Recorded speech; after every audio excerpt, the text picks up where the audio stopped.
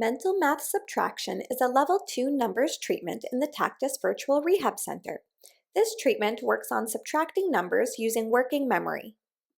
Before starting the treatment, you will be asked to predict how difficult the treatment will be and why. Select up to 3 strategies to help you succeed.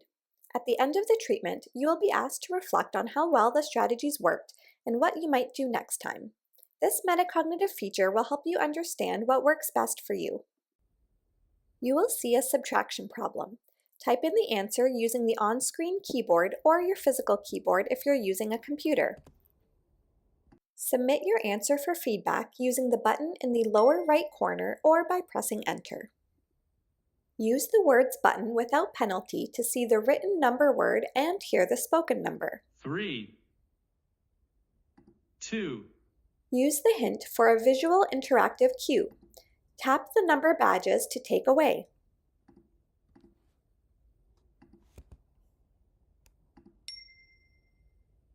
There are 12 levels that auto-adjust in difficulty based on performance. The clinician can use a level selector in the SLP toolbar to select a specific level.